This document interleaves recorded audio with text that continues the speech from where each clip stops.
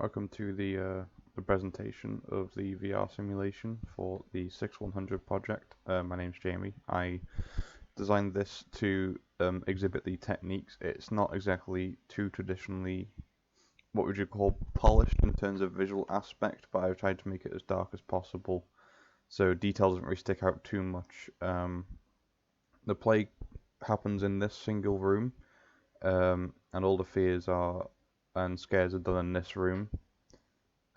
Just one door for an exit and the window looking out onto a yard.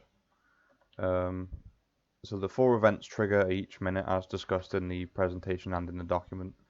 So upon 1 minute it's going to trigger the first event when it gets to it. There you go. So it's very hard to see, but during the first event just generates atmosphere. The room just becomes slightly more darker and outdoors becomes more darker, but also more fog begins to appear outside over time. This is meant to just sort of, keep the player on edge. And roughly at the 150 mark, the play would be paused. And at this moment, we'll take their beats per minute using the wristband and app as pre-discussed in the report and presentation. And this would show if they were getting more nervous or anxious, or if they were the same as when they started the presentation, and then once we've taken that, they would be able to continue. But this shows that if the atmosphere would produce a larger increase or a decrease. So in a minute, we're going to hear some music and sound to represent technique number 2, which is music and sound.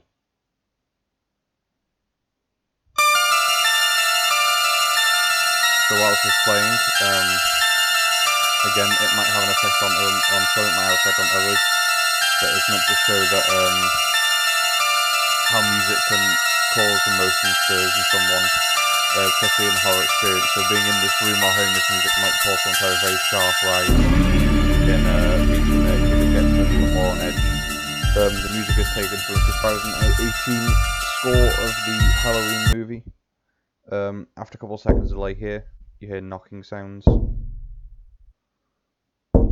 So this is to begin to introduce the character threat to the player, but also counts as testing audio and sounds being important in VR.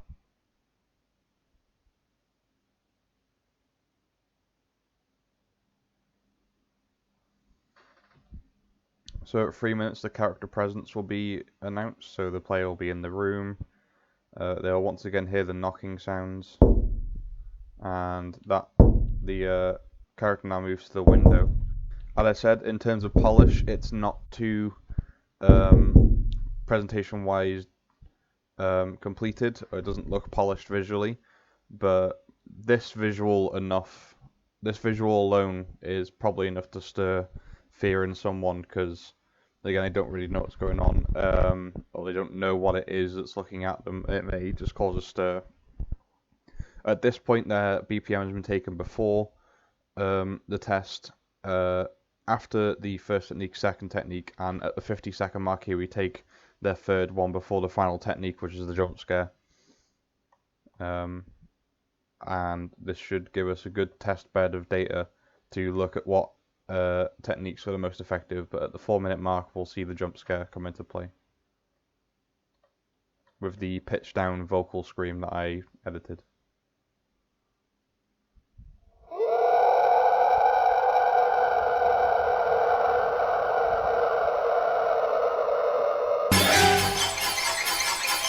So it comes very out of nowhere.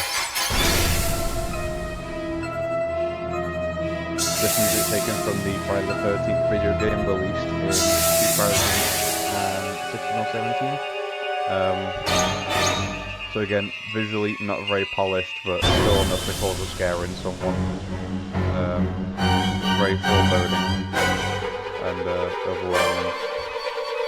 To experience this in VR as well probably adds a whole other layer to it. I know from the people who tested this for me, because I don't have a headset, told me that it does work very effectively.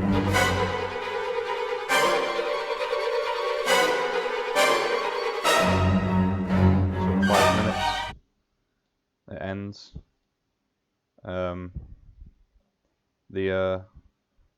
So the purpose is to display how the techniques work, and they can be tested using how much the beats per minute rises.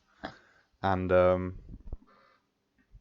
yeah, once they've had their beats per minutes taken after the ending, we'll have 5 cases of where their beats per minute has been taken. So before, after technique 1, after technique 2, after technique 3, and after technique 4, which is the end. So once that has all been done, we have a similar test bed, and that's where they will go in to take the post-play questionnaire and give more verbal feedback, so we can build a whole case study around what they said before the experience about how they act with character and how much exposure they've had to horror media. We have the test bed data with the beats per minute, and then we also have the post-play questionnaire, which gives us more feedback on how they felt while the experience was taking place, what they felt scared them the most, what they felt didn't work, what they felt did work.